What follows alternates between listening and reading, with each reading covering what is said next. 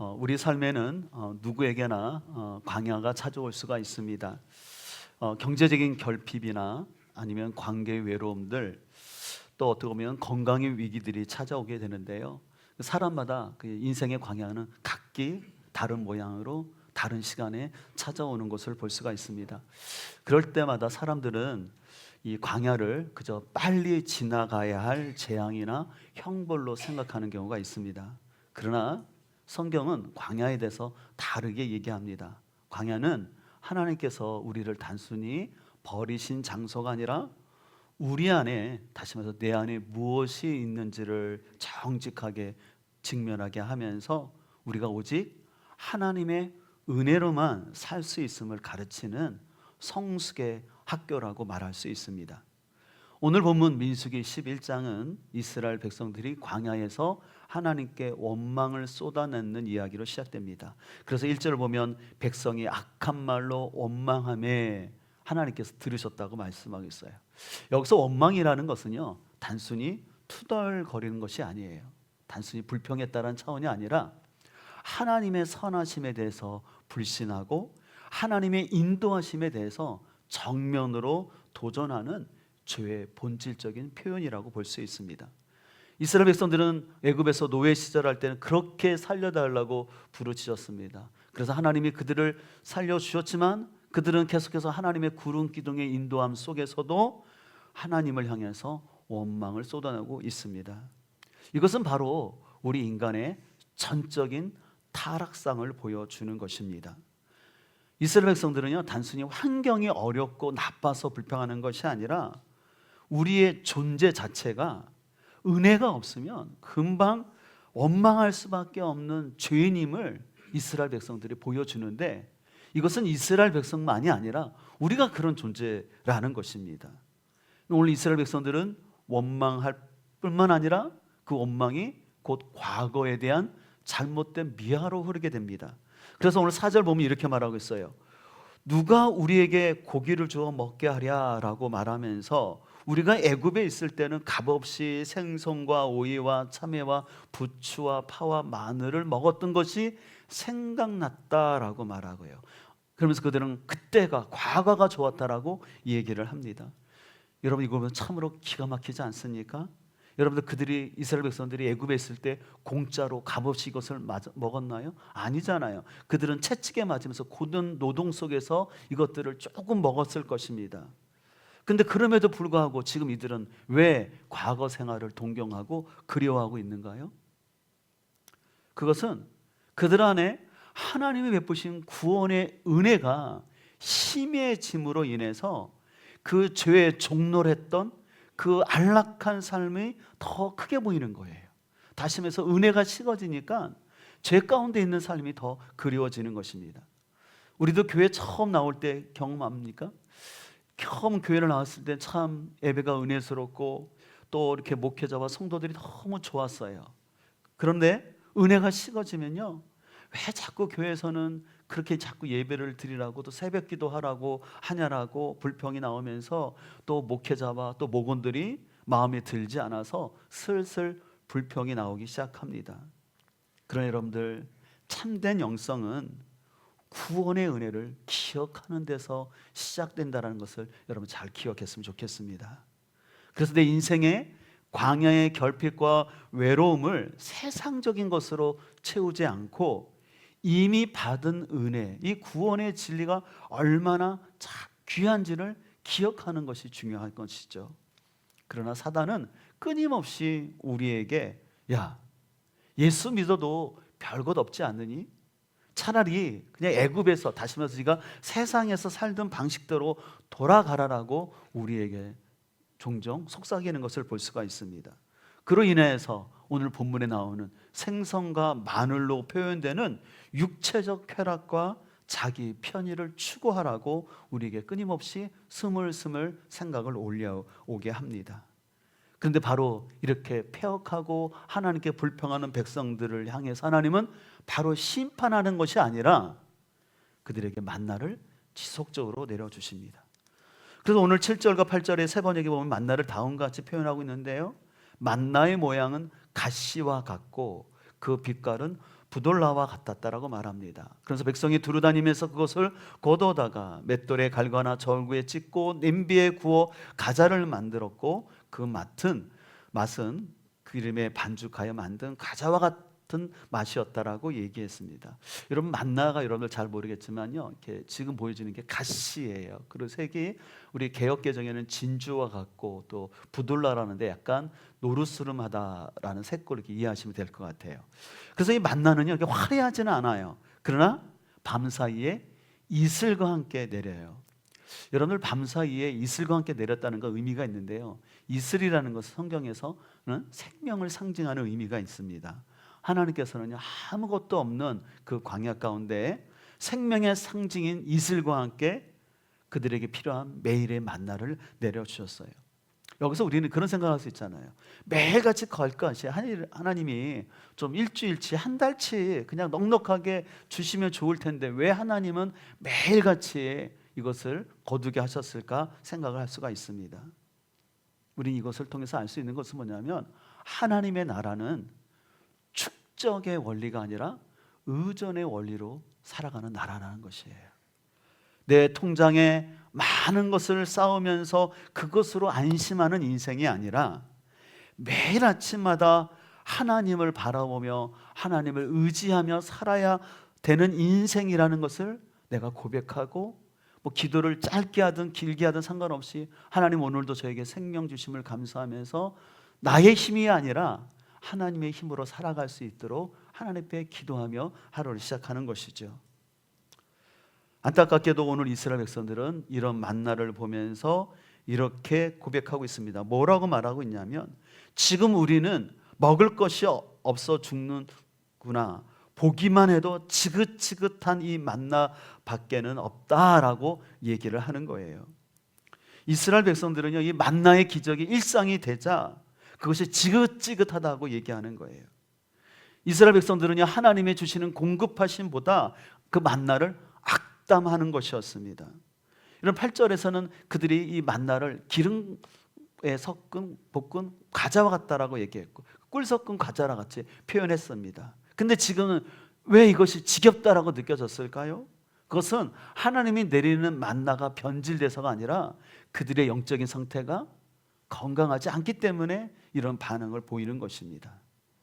우리도 마찬가지인 것 같습니다. 우리는 어떻게 보면 매일 예배를 드리는 것들이 지루하게 느껴질 수 있고, 또한 말씀을 통해서 자꾸 우리의 죄성을 보라고 죄를 지적하는 말씀들이 굉장히 부담스럽게 느낄 수가 있습니다. 또 어떻게 보면 계속해서 우리의 신앙생활 가운데 매일 규칙적으로 또 기도하는 생활들, 또 주중에 모이는 목장 모임들이 어떻게 보면 지루하게 느껴질 수가 있어요. 근데 여러분 한 가지 기억할 것은요, 우리의 죄성은 늘 어떤 세상에서 말하는 흔히 대박 같은 거, 또 육체의 정욕을 채울 수 있는 고기와 같은 그런 것들을 추구하게끔 해요. 그러나 참된 신자는 조용히 일상에서 내리는 그 만나를 소중히 여기는 것이 참된 신자의 길입니다. 우리가 믿음이 어렸을 때는 하나님의 기적이 있고요, 또 그것을 동경하고 나올 수 있어요. 근데 하나님께서는 그것으로만 우리의 삶을 이끌어가지 아니하시고 매일의 반복되는 그 만나를 통해서, 그것을 통해서 내 힘으로 사는 인생이 아니라 매일매일 내가 하나님을 의지하며 살아야 된다는 것을 고백하는 사람으로 우리를 빚어가기를 원하시는 것입니다. 그래서 참된 신자는 세상의 대박이 아니라 때를 따라 공급하시는 그 하나님을 신뢰하는 거예요. 무엇보다 오늘 본문에서 말하는 이 만나는 장차 오실 생명의 떡이신 예수 그리스도를 예표합니다. 그래서 요한복음 4장 8절 이하에서 이렇게 예수님 6장에서 말씀하셨어요. 내가 곧 생명의 떡이니라. 너희 조상들은 광야에서 만나를 먹었어도 죽었거니와 이는 하늘에서 내려오는 떡이니 사람으로 하여금 먹고 죽지 아니하게 하는 것이니라. 나는 하늘에서 내려온 살아있는 떡이니 사람이 이 떡을 먹으면 영생하리라. 내가 줄 떡은 곧 세상의 생명을 위한 내 살인이라고 말씀하시는 거예요. 예수님은 콕 집어서 얘기하는 거예요. 너희 조상들이 광야에서 하나님의 기적을 통해서 만나를 먹었지만 그 가운데 불평하는 사람들은 광야에서 죽었다.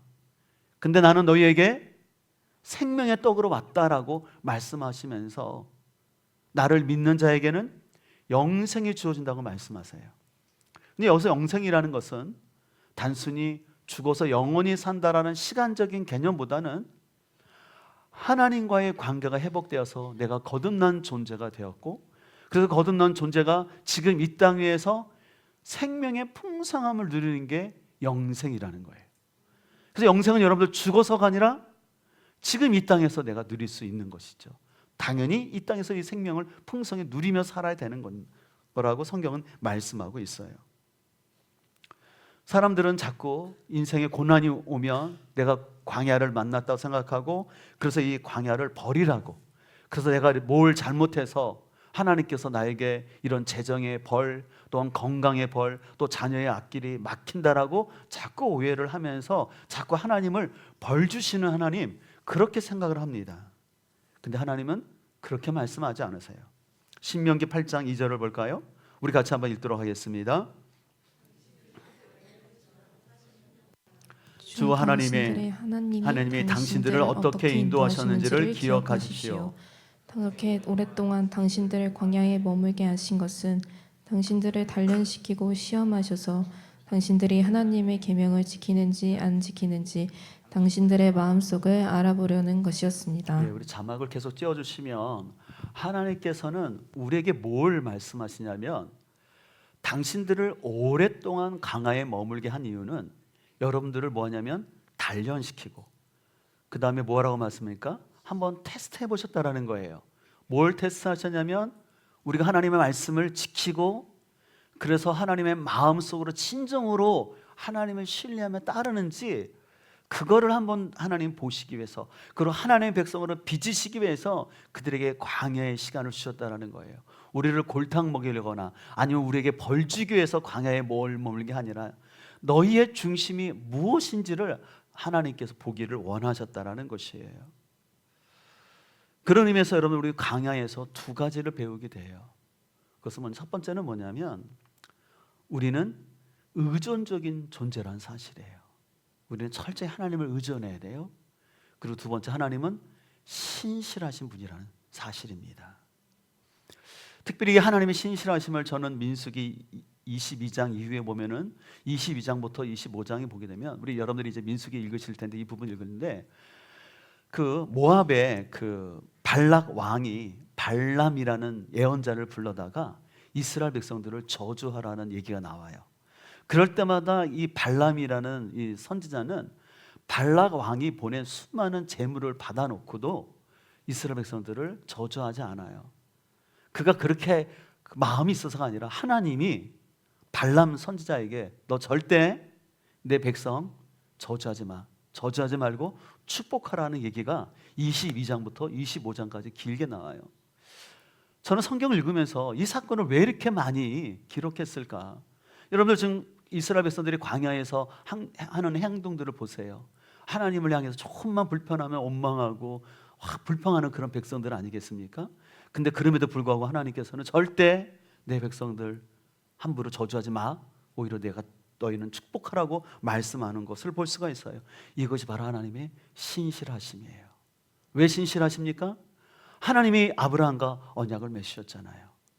그리고 이삭과 맺었고 야곱과 맺은 그 언약, 그것을 성취시키기 위해서 하나님이 이스라엘의 부족함과 연약함이 있음에도 불구하고 하나님은 신실하게 그들을 이끌어 가시는 것을 볼 수가 있어요. 이것을 볼 때마다 우리 하나님이 얼마나 신실하신지를 알게 됩니다. 여러분, 우리의 삶 가운데 왜 그러면 하나님이 벌 주시는 게 아닌데 광야를 허락하실까요? 그것은 광야를 통해서 우리 스스로 끝없이 왕이 되려는 그 교만함을 꺾기 위해서 그래요. 우리 인생에 고난이 없으면요, 우리 인간은 죄성으로 인해서 금방 교만해지고 내가 왕이 되려 합니다. 근데 하나님께서는 이 광야의 시간들을 통해서 우리를 겸손케 하시면서 내 인생의 주인이 왕이 하나님이라는 것을 내 마음 깊은 곳에서 고백하기를 원하시는 거예요. 그래서 여러분 신앙생활은 결국은요, 결국 누가 왕인가의 싸움인 거예요. 그래서 내가 세상의 가치관은요, 여러분 세상의 가치관은 끊임없이 내가 내 인생의 주인이고 주권자고 내 스스로의 지식과 노력과 열심으로 왕이 되고, 그래서 그 왕으로 인해서 자유하라고 얘기합니다. 그러나 성경은 말하고 있습니다. 우리 인간은 철저히 하나님의 은혜로 사는 존재이고, 그리고 그 하나님의 은혜는 신실하다는 거예요. 변함이 없다고 얘기하고 있어요.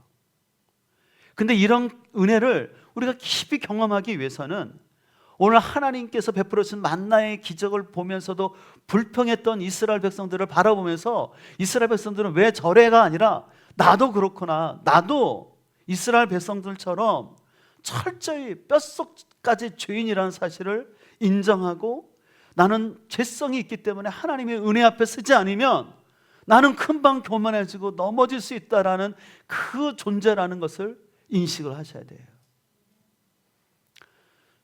제가 설교자 하우스에서 공부할 때 정창균 총장님이 그 얘기를 하셨어요.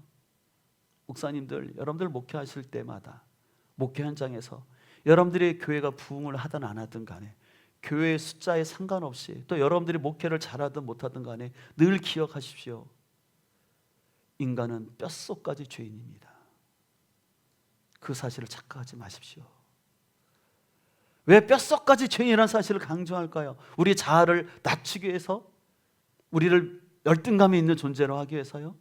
그것이 아니라 우리는 철저한 죄성을 가진 존재이기 때문에 하나님의 은혜를 붙잡으라는 거예요. 하나님을 바라보라고 말씀하는 것입니다. 그런 의미에서 오늘 본문의 핵심은요, 단순히 불평하지 말라라는 도덕적 이야기를 하고 싶은 것이 아니라 우리 안에 있는 실체를 직시하라는 거예요. 여러분들, 우리는 이렇게 성경을 읽을 때마다 민수기나 신명기의 말씀을 읽다 보면은 이스라엘 백성들은 어떻게 이렇게 하나님의 은혜를 까먹고, 하나님이 베풀어 주신 그 유월절의 그 놀라운 사건도, 홍해의 기적도, 그들에게 또 만나와 메추라기를 주셨던 이런 하나님의 은혜를 이렇게 까먹고 어떻게 이렇게 금방금방 뒤돌았으면 다음 장 넘어가면 또 불평할까 이해가 안 갔어요, 저는 예전에. 그래서 이스라엘 백성들은 참 너무하다. 근데 제가 신앙생활 하다 보니까요, 이스라엘 백성이 너무한 게 아니라 제가 그런 존재이더라고요. 얼마나 우리는 간사한지 몰라요. 조금만 내가 잘하면 내 힘으로 된 것 같은 마음이 들고요. 그래서 하나님께서는 오늘 이 민수기의 말씀을 통해서, 우리는 민수기를 읽어 나가시면서, 여러분들 계속 민수기 읽어 나가시면서 우리의 죄성을 좀 많이 봤으면 좋겠어요. 어떤 내 존재인지, 우리가 어떤 사람인지를 봐야 되는 필요가 있는 것입니다. 근데 문제는, 감사한 것은 뭐냐면 우리의 죄성에도 불구하고 하나님 우리를 포기하지 아니하시고 하나님은 신실하시다라는 것이에요. 이것이 복음인 줄 믿습니다. 여러분, 만약에 우리의 변덕대로 하나님이 반응하셨다면 이 자리에 아무도 설 수가 없어요. 근데 하나님은 신실하세요. 여러분 알다시피 예수님도 이 땅에 오셨을 때 광야의 삶을 지나셨습니다. 공생애를 시작하시면서 40일 금식 후에 사단이 예수님에게 이렇게 얘기하죠. 네가 하나님의 아들이거든 이 돌들로 떡덩이가 되게 하라고 유혹을 합니다. 그때 예수님이 뭐라고 대답하셨을까요? 우리 같이 한번 읽겠습니다. 예수께서 대답하여 이르시되 기록되었으되 사람이 떡으로만 살 것이 아니요 하나님의 입으로부터 나오는 모든 말씀으로 살 것이라 하였느니라 하시니, 예수님께서는요, 신명기 8장의 말씀을 그대로 인용하시면서 우리는 이 광야에 같은 세상에서 떡으로만 사는 존재가 아니라 하나님의 말씀으로 사는 존재라고 말씀하세요. 예수님은 우리에게 떡이 필요 없다라고 말씀하신 게 아니에요. 너희들이 떡이 필요하다는 거 안다? 그러나 너희는 먼저 말씀을 먹고 살아야 된다는, 다시 말해서 그 말씀을 듣고 그 말씀에 순종함으로 살아야 되는 것이 제자의 삶이라고 말씀하고 있습니다. 우리는 예수님을 바라보면서 참 감사한 것은 뭐냐면, 예수님은 하나님의 아들이시면서 동시에 하나님이셨잖아요. 근데 그 하나님이 고통스러운 이 광야의 시간을 친히 통과하셨어요. 근데 예수님은 공생의 기간 동안에 이 광야의 시간을 통과하셨을 때 하나님을 향하여 불평하지 않으셨어요. 왜 불평하지 않으셨습니까? 그것은 예수님은 육체적 배고픔보다 아버지의 뜻을 이루는 것을 생명의 양식으로 생각하셨기 때문에 그래요. 그래서 제자들이 와서 물었잖아요. 예수님 누가 양식을 주었습니까? 라고 말할 때 내 양식은 다른 것이 아니라, 다른 거 잘 먹고 그것이 아니라 하나님의 뜻을 이루는 것이 나의 양식이라고 말씀하셨잖아요. 그것은 뭐냐면 예수님이 바로 하나님의 말씀을 귀 기울여 들으셨다는 것이잖아요. 그래서 그 말씀을 듣고 순종하는 것, 그것이 나의 양식이라고 예수님 고백하셨는데, 이러한 고백이 우리 안에 있어지길 간절히 소망합니다. 내가 더 출세하고 더 잘 살고 쾌적하게 사는 것들이 나쁜 것은 아니지만, 매일매일 나의 삶 가운데 하나님이 말씀하시는 게 무엇인지를 생각하고 그 말씀대로 살아내려고 하는 것, 하나님의 말씀을 지켜가는 것이 우리의 생명 양식이 되기를 간절히 소망합니다. 사랑하는 성도 여러분, 혹시 여러분 가운데 지금 광야를 지나고 계신 분들이 있습니까? 기도를 열심히 하는데도 하나님의 응답은 없는 것 같고, 우리가 가정교회로 전환해서 열심히 또 목장 모임을 하는데 아직 목장에 큰 변화는 없는 것 같고, 또 여러분의 가정이 재정적으로 풍성하지 않은 상태에 있을 수 있습니다. 그렇다면 이렇게 우리는 질문을 할 필요가 있어요. 참, 지금 나는 무엇을 듣고 배우고 있는가? 지금 나는 이 광야에서, 광야는 미드바드라고 말씀드렸잖아요. 하나님 말씀이 들려오는 곳이잖아요. 하나님이 지금 내 인생에 무엇을 말씀하시는지를 한번 진정으로 귀 기울여야 되지 않을까요? 하나님이 나를 벌 주시기 위해서 여러분을 아프게 하거나 여러분을 일부러 가난케 하시는 분이 아니라는 것이에요. 여러분 절대 하나님을 좀 오해하지 않으셨으면 좋겠어요. 우리는 너무나 나의 관점을 가지고 하나님을 오해하는 것 같아요. 하나님 인색하신 하나님, 무서운 하나님으로 자꾸 생각하는데, 여러분들이 우리는 하나님의 그 본심을 좀 기억했으면 좋겠어요. 하나님이 우리 삶에 떡이 필요하다는 거 아시지만, 그러나 그 떡을 넘어서 너희가 말씀 앞에 네가 어떻게 반응하고 있는지, 그럼 너희 삶을 한번 뒤돌아보라는 거예요. 네가 열심히 교회를 다녔다고 하지만 너 진정 내가 내 말씀을 듣고 순종하고 살았니?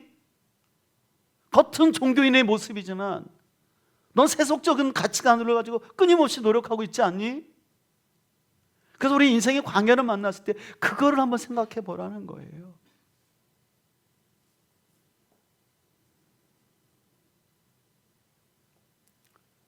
여러분들 기억하시죠? 만나는요, 화려한 애굽에서 도시에서 내리지 않았어요. 만나는 어디서 경험할 수 있냐면 외롭고 척박한 곳에서 경험할 수 있어요. 그런 의미에서 여러분들, 때때로 우리 인생의 광야는 하나님의 또 다른 섭리인 줄 믿습니다. 오히려 하나님의 나라는요, 풍요 속에 가서가 아니라 결핍 속에서 하나님의 나라가 이루어져요. 그런 의미에서는 좀 조심스럽지만 저는 우리 한국교회가 너무 커지지 않았으면 하는 마음이 있어요. 또 너무 부유하지 않았으면 좋겠어요.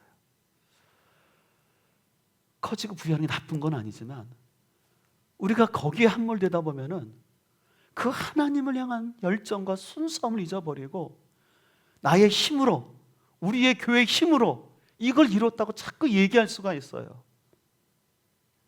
하나님은 크기와 거기에 상관없이 우리의 마음을 보시는 하나님이기 때문에 저와 여러분의 마음이 하나님 보시기에 합당한 사람 되기를 간절히 소망합니다.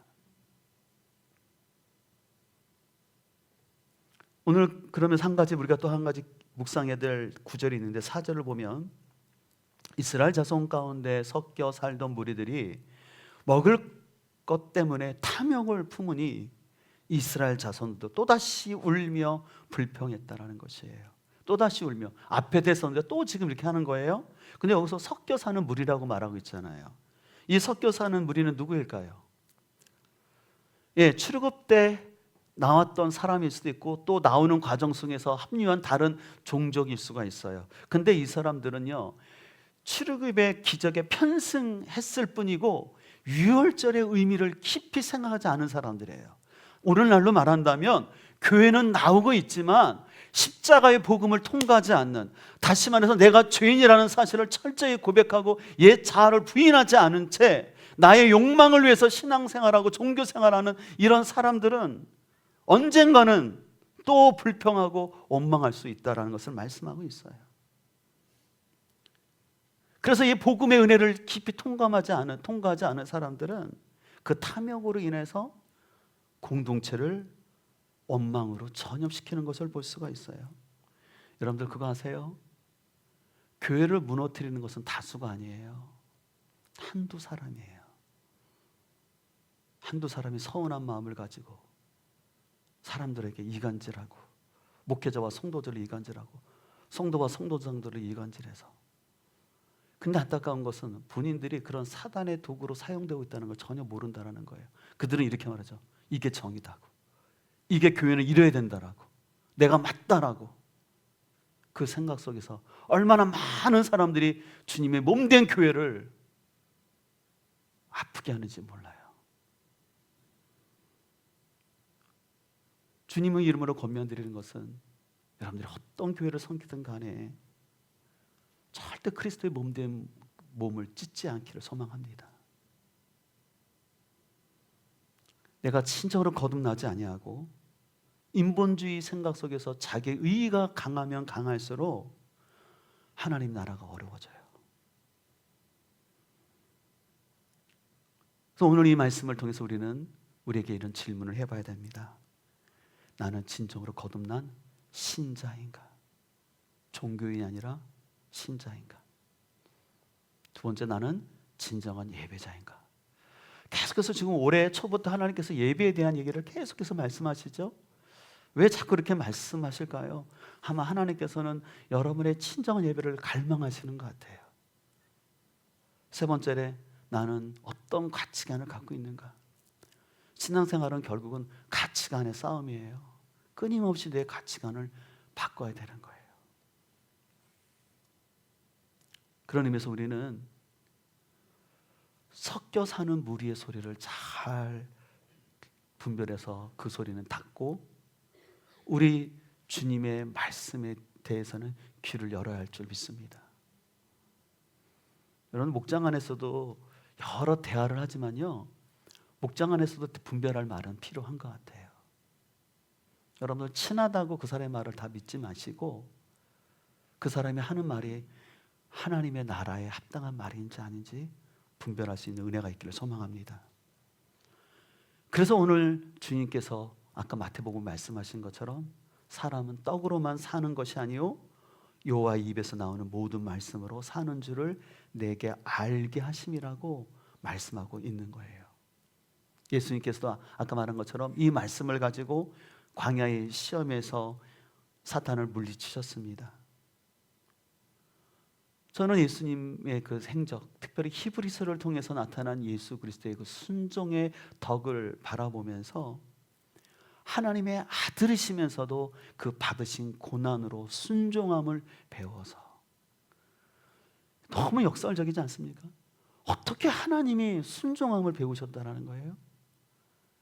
인간의 몸으로 오셔서 낮아지시고 순종의 그 모습을 통해서 우리의 구원을 이루셨는데, 죄의 본질이 우리의 자아이기 때문에, 에고이기 때문에, 내 중심성이기 때문에 그것에 정반대되는 온전히 낮아짐과 순종을 통해서 예수님이 우리에게 영원한 구원을 베풀어 준 줄 믿습니다.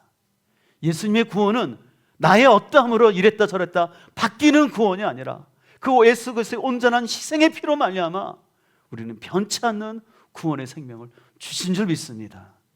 그렇다면 그것을 우리가 진정으로 깨닫는다면 나의 삶 가운데 무엇이 중심이 되어야 할지를 우리가 살펴보기를 소망합니다. 혹시 여러분 가운데 지금 내가 광야를 지나고 있다면, 광야는 여러분을 벌주고 망하게 하는 자리가 아니라 나라는 왕위를 폐위시키고 하나님을 친정한 왕으로 모시게 하기 위한 성숙의 과정이라는 걸 꼭 기억했으면 좋겠어요.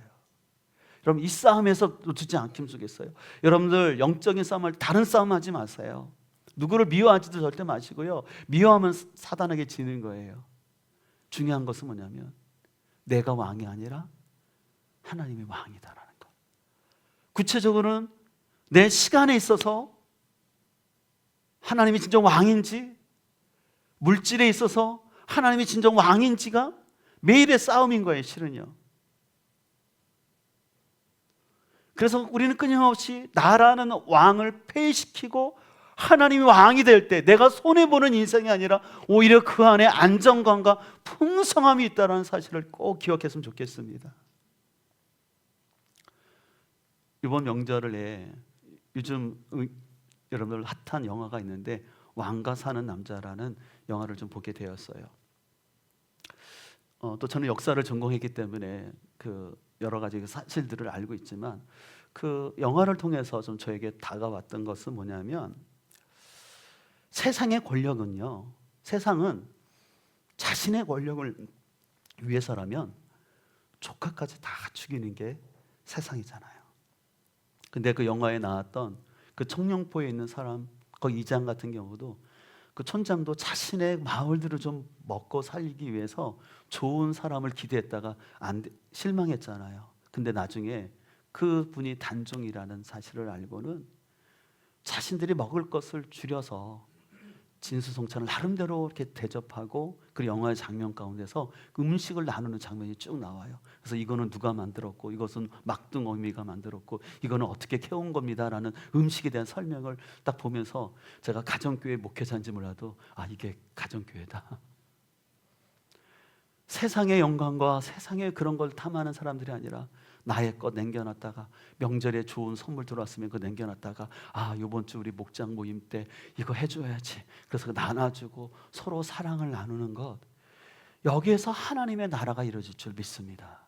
뭐 큰 정의를 얘기하고 옳음을 얘기하는 거 떠나서 나에게 주어진 자리에서 나에게 허락하신 이웃들을 하나님의 백성으로 여기고 나의 것을 나누고 내 시간을 드리고 거기서 하나님의 나라는 이루어질 줄 믿습니다.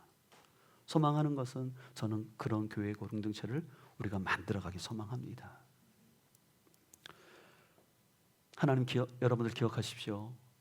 여러분의 삶 가운데 눈에 띄는 기적이 보일지 아닐지라도 하나님은 여러분의 옷을 헤어지지 않게 하고 여러분의 발을 부르트지 않게 세밀하게 인도하시는 그 하나님을 신뢰하기를 소망합니다. 나의 인간적인 계산으로 나는 딱 주일날만 딱 예배 드릴 거야, 나는 이만큼만 하나님께 물질 드리고 나머지는 다 내 거야, 그 인간적인 계산으로 살지 마시고 나의 왕위를 내려놓고 하나님이 진정한 여러분의 왕이 되실 때 우리는 그 안에 있는 영생이 있음을, 영생을 지금 누리며 산다라는 것을 기억하는 우리 모두가 되기를 주의 이름으로 축원합니다. 만나는 새벽 이슬과 함께 내립니다.